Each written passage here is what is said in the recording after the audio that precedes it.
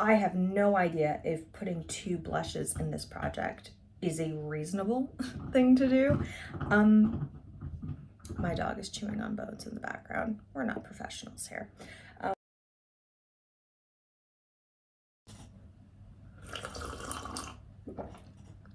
It's been so long. Hey guys, welcome back.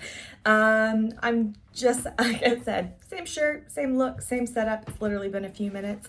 Played with the dog for a little bit, refilled my coffee. I want to go into my project pan for the year and show you what I want to use up and use this little channel as a way to hold myself accountable. So what am I going to try and use up and why? Well, let's start with the category that has the most products in it, and that's eye stuff. You will notice a theme. I have so many similar kinds of eye products. They're similar for a reason. It's my look, it's my style. So I have 3 Victoria Beckham eyeliners that I want to use up this year in the shade Cocoa, Smoky Quartz, and Ash, which is a lovely kind of neutral gray. These are in, let's see if I can hold them up, various states of usage already. They're very well loved. And yeah, just want to use them up. I have at least 2 mascaras that I want to get through, both of which I've opened and started to use.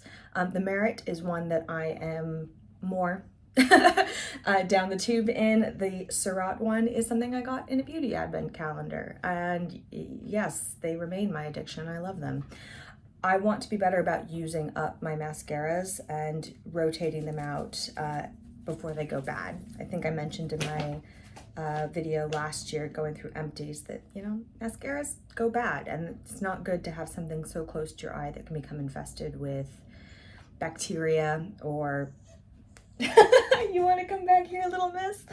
And micro irritants. So at least these, and then when these are gone, I'm going to replace them only with something from the drugstore. So no more high end for at least 2024. Hold on. Dizzy bean. You spoiled little baby. You spoiled little girl. She makes me so happy. I love her so much. Sticking with my tried and true favorite brands, I also want to use up 3 Victoria Beckham products. This one is her Baby Blade, the brow pencil that she launched just this year. I use it. I love it. I used up 2 of the Cosmetics Micro Fluffs last year, which you will see in an empties video, which I might get around to shooting today, or might be another day this week. But this is the only brow product I have. Yeah, it is. Yes, Mother's very impressive. I have 2 of her eyewear products, which again, I think, yeah, she launched them this past year as well. I am at least halfway done with the shade Trench, if not more. This will be a really easy product for me to finish up. And this is the shade Pecan, which I have used, but by comparison is barely touched. I do neutrals. You know, I've got multiple shades of brown for my eye pencils, and I have 2 different shades of brown or neutral for these cream shadows.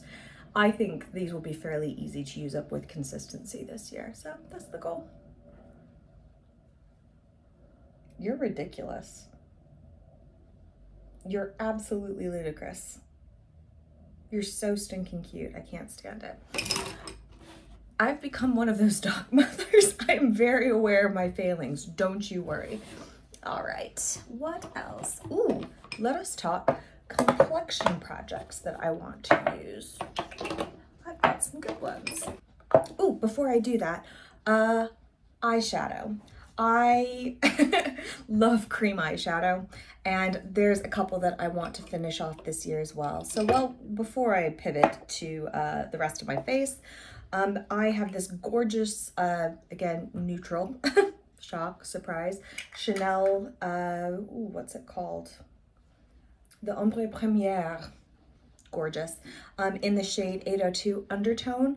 This is such a lovely everyday shade. It goes with everything. You can dial it up with the drama with eyeliner. You can wear it as is with lashings of mascara and you'll look really lovely and put together. Cream shadows go bad. So once again, the reason this is in here is I've bought it, I've spent the money on it, it's a beautiful product, and I want to get my money's worth by using it. So I'll be using that this year. Also, for a little bit more drama, this is the Lisa Eldridge Liquid Lurex eyeshadow. This is in the shade Zora, which is a beautiful chocolate brown. You can see a little bit of usage showing at the top. I've had this for a while, almost since they launched. And I've actually used up another one of these in the shade Emily, which you'll see in my empties again. I didn't use it to the last dregs, it dried up at the end, but golly, I was scraping the edges of the tube with that. So I know that this is possible with dedication. So I'm hoping that between one lighter neutral and one more dramatic neutral, those are reasonable goals to have this year. I'm saying that as though I don't know that this is a ridiculous amount of makeup to use, but for those playing along, they'll notice there are 24 products because it is 2024. I'm so creative. That adds up to 2 products a month. If I can use up 2 products a month, I will think that I'm doing okay. And again, there's a lot of stuff in here, some of which you've already seen, that I've started using. This isn't brand new makeup. Some of these are very well used and I expect to get through them quickly. Others of them are not well used and I want to get through them, and that's why they're in this project. So that's it. Eyes. We've done the eyes. The eyes have it. Sorry. All right, let's talk face. This is a product that I have had for a while. It's definitely longer than the use by date, but it's still good. You know, it still smells okay, it still feels okay, and it works beautifully. This is the Tatcha Silk Canvas Primer. Hugely, ridiculously expensive. Very good at what it does. You can see I've hit pan in this already. And this does a beautiful job of doing what a good primer should do, which is smoothing out the canvas of normal human skin with its textures and lumps and bumps, and just making anything that you put on top of it apply much better. I mostly use this around my nose, chin, maybe the T-zone a little bit, which is why it takes a lot to go through. I'm not putting this all over my face. I don't need it for that. I use it in a very dedicated way, and it makes a huge difference when I do. So I'm going to use it and hopefully use it up this year. Ooh, speaking of things that I have already made a really good head start on, this is the Chantecaille Future Skin Gel Foundation. This stuff is beautiful. And I don't know if you can see that. I'm not a beauty YouTuber. I'm not gonna do the thing with the hand. Oh God, it blends in with my skin and the walls. Oh, I'm such a boring person. I'm literally fading into my own background. That's fine. I am at least 3/4 of the way through this. I have used this almost exclusively since I bought it. Not entirely. I have a couple other foundations which might become stretch goals, but I know I will be able to use this up. It's 3/4 of the way gone. But once again, it still smells nice, it still works nice, it applies beautifully. This is an example of a reasonable kind of goal for a project like this. And I have other foundations which I will be able to roll in once it's done. The one thing that I don't love about this, quite literally, is the fact that it's in a pot, because that makes it easier for other things to get in, to make it go bad, to spoil it, or for it to go off. And yet it's also one of the things that makes it so useful and easy to apply. I literally can put a foundation brush in and take a very small amount out. I don't do a full slap of makeup, I never have. So a product like this, which is gel-based, you don't need a lot of it, and I don't use a lot of it. It's perfect for me. And the fact then that I have gotten through nearly a full foundation, it's been a while since that happened. So yeah, I'm excited to use this up. It's absolutely something I would buy again in the future, but in the spirit of the Project Pan Challenge, I have other things as well that I will hopefully roll in. So hopefully it will not take me more than a couple months to use this up. So we'll see how that goes. Keeping with the theme of pre-existing use, Lisa Eldridge. Golly, her brand is so beautiful. This is her Seamless Skin Elevated Glow Highlighter in the shade Crystal, not Cosmic Rose, not Crystal Nebula, my bad. It's so pretty. And I've just ruined everything by tilting it to kind of display, but you can see kind of here, there's about maybe a quarter, maybe a third of it is already used. Highlighters are not as prominent as once they were, especially, you know, that stripe of shine that could be seen from the space station.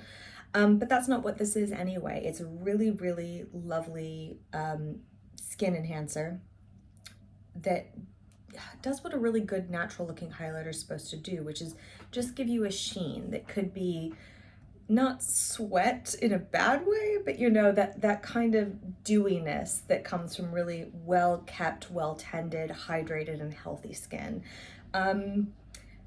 This fakes that charmingly. And the formula is very elegant. It combines with so many different foundations. So even though I'm not a big highlighter girly anymore, this is a beautiful product, and so I want to use it. Let's focus on the ones that are going to be harder to get through, the ones that are actually new to me, the ones that are really, really difficult to open. This is a almost brand new to me product. This is the Makeup by Mario Self Sculpt Transforming Skin Enhancer in the shade Light. Once again, where's the difference between me, my skin, and the wall? A lot of people whose opinions I love and cherish and value when it comes to beauty have raved to me about this. So this was a Black Friday indulgence to myself. The reason it's in this project is, once again, to make sure that I use it straight out of the gate. And also it's another cream product. These have a finite shelf life. You're supposed to be able to use it up in a year. So putting it in this project to force myself to use it. Yes, little miss? There's thunder happening outside. Ooh, another product that launched this past year, so is fairly new to me.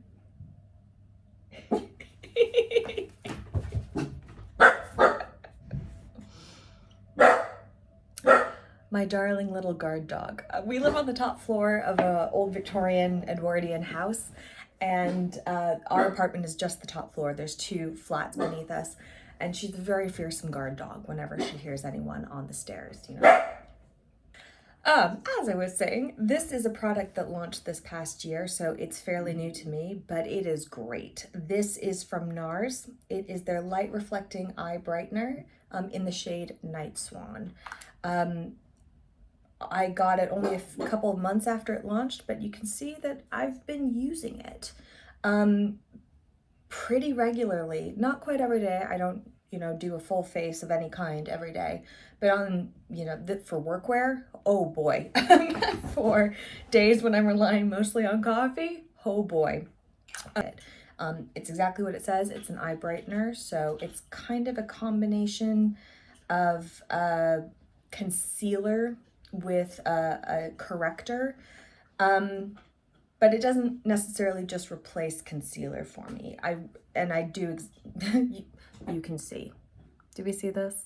I'm not wearing makeup yet. Maybe I'll put my face on for some kind of reel or montage or something at the end. I don't know. I don't know how to do that yet. Maybe we'll learn. But I have been enjoying this product tremendously ever since I got it. It was very much worth the money. And so I'm almost just curious to see, can I use something up like this in a full year if I'm using it pretty much every working day? We will see. I'll report back.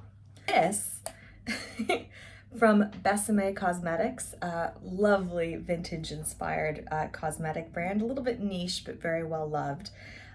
This is the powder that they do, and it's actually the violet powder. They have all different shades, of course, but this, I got it because the vintageness of it all inspired me. The Portrait of Madame X by John Singer Sargent, the sitter of that portrait rather famously wore violet powder to enhance her porcelain skin complexion and to become more dramatic in evening galas. I don't go to evening galas, but that was the inspiration behind buying this. it's not purple on the skin. It's basically translucent, but a clear, cool sort of translucent that works really, really well under the eyes or to just set some spots. I've enjoyed it. It's nearly impossible to see in here, but there's a bit of a dent. And that's because, you know, this lives in my work bag. I use it to touch up if ever I need it, or if I'm wearing more makeup on a particular day and I don't want anything going anywhere. It has this little, again, vintage inspired, it's not even a puff, it's like a little terry cloth thing. I normally apply this with some kind of brush. So, yeah, it's gorgeous. It's really pretty. Once again, I got it on something of a whim and in a Wikipedia rabbit hole fueled craze, but it's been well worth it. And once again, I'm curious to see how much I can use up in a calendar year by applying myself. I don't wear a lot of powder, so this, if nothing else, is a bit of a learning opportunity. I think a lot of us buy things thinking we need them, or because they're popular, or we've been hashtag influenced. But we're not always honest with ourselves about how long these products last us. Kind of like clothes. It used to be back in the day, people, even particularly wealthy people, had much more limited wardrobes. They had pieces that mixed and matched with one another very deliberately. They did not have a new outfit for every day of the week. And the same was true with beauty. They would have a handful of products that they used, and, you know, good, respectable women would use them very sparingly, and so as not to be caught out by it. Happily, we live in a better day and age where I can be as slutty and whorish with my lipstick as I like, and no one can tell me anything. But this is how we acquire too much. In that vein, I actually don't own that many blushes. I've curated them down and gotten rid of things that don't actually suit me or that I don't like, or again, products that I bought, you know, under the influence of influencers. And most of my blushes look very similar. I know what I like. I like a rosy, peachy, my skin but better, flushed sort of face. I like to look very natural. I like to look healthy. So that's what I look for in blushes. Blushes, like powders and foundations, take forever to get through. And owning more than one or two is genuinely ridiculous. And yet I do. So this year, we're going to focus on one cream blush and one powder blush, just to give ourselves a bit of a balance. The shades are incredibly similar. This is the Vive Sunset Blush Balm in the shade Rosa. It's beautiful. And this is the Shiseido Cheek Glow, Inner Glow, excuse me, in the shade Aspen Glow. This one has a little bit more of a pearlescent sheen to it. This one is a cream blush. It melts in. Again, you cannot see it all, but there's a little bit of a dip in here because this is used and loved. And this, there's absolutely no way to tell, but this has been used and loved too. I have no idea if putting two blushes in this project is a reasonable thing to do. My dog is chewing on bones in the background. We're not professionals here. We're quite literally in it for the fun. So I don't know if two blushes is a reasonable goal to have, but kind of like some of my other products, if nothing else, I'm really curious to see how much of them I can get through with dedicated usage. We'll see. Ooh, my darlings, my doves. Speaking of slutty and whorish, let us talk lipstick. Oh no, I did it again. One more complexion product. This is a Tom Ford concealer that is stupid expensive, but is a beautiful color match for me. Yeah, I spent a long time trying to find this sucker. It is the Emotion Proof Concealer. Something we all need this time of year, I feel. I've had this for a while, just want to use it up and move it out. Beautiful product, excuse me, stupid expensive. Really enjoy it though. So let's see how much I can get through. Now for the slutty and the whorish lipsticks. Once again, I've got a mix here of products that already have a head start in them, and then ones that will actually challenge me. So, my beloved, my wonderful Lisa Eldridge, easily the brand that I own the most, if not most, of my lipsticks. Two of those that I want to get through this year. This one is Velvet Dragon. I was hoping to get through it in 2023, but it's not going to happen. That's fine. It is beautiful. It is a beautiful orangey red.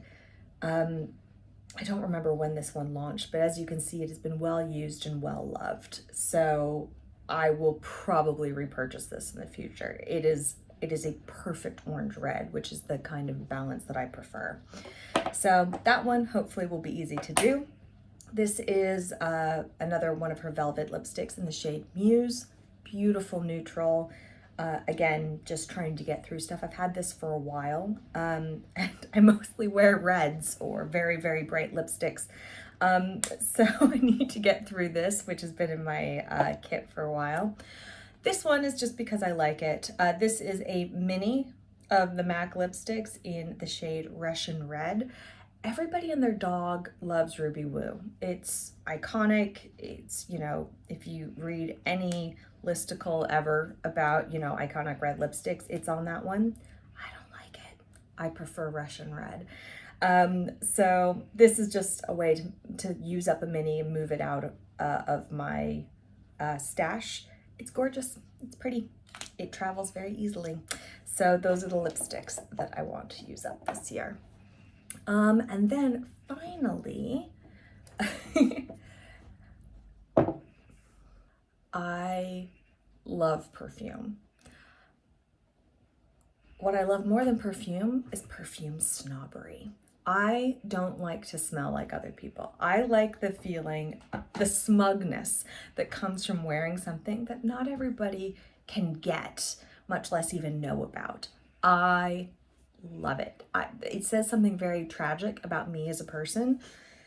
So I love collecting perfumes when I travel. My best friend Sarissa, she is the perfume hound. She has a collection that would make grown men weep. Mine is a lot more edited than hers, but I have picked up some really beautiful scents over the years. This one is Memo Paris. And I actually discovered the brand and the scent when we were in Paris with Yaz and her now, Sarissa and her now husband Yaz on our last trip there together. This is gorgeous. It's got such a unique set of notes. Maybe I'll do some stuff on the screen to show you. It's beautiful. It's really, really expensive as well. And it's very hard to find here in the UK. So to have this memory of Paris and, you know, a wonderful trip with friends and something that feels expensive, luxurious, that feels unique. This one is not hard to find, but it is stupid expensive. Byredo Run de Nuit, Queen of the Night. This was my Christmas present last year from Jeff. I think it's limited edition, so I don't know, maybe it is difficult to find now. Once again, you can see a little bit of usage on here. Oh, it smells like an imperious, don't fuck with me, dowager in the best possible way. This perfume is who I want to be when I'm old. Very, very rose centric. I didn't used to like rose perfumes at all. I really don't like most floral perfumes. And for some reason, really, really luscious, deep, dark roses have appealed to me in recent years. I think I said last year it made me feel like a Russian duchess. That's all I want. Ah, gorgeous. So, so these are the two perfumes I want to use up. This one is gorgeous for every day, probably more warm weather, but really, really good for work. This is for when you want to make an impact. This is date night. This is events. This is don't fuck with me. I'm here to possibly conquer your people. Isn't that what all girls want in a perfume? Come on, guys. Is my goal. That is my project pan for 2024. it is ambitious. I have no idea how this is going to go. I have no idea if I'm going to be able to stick with something like this. I have products that I like to play with and that I like to shift around. I have a tendency to get bored, and so a project like this is going to challenge me in a lot of ways, but that's why I've decided to do it. I want to show that discipline and that dedication. I want to use my money's worth. I want to possibly see what I don't need in other categories because of how long it might take me to get through something.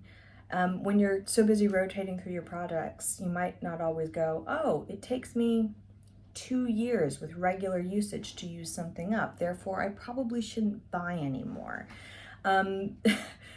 We don't have enough of those checking moments, I think, in our consuming life these days. So by hopefully filming this, uploading it, and using this as a template for this year, I want to see. I want to learn about my usage. I want to see what I can get through, use up, move out, and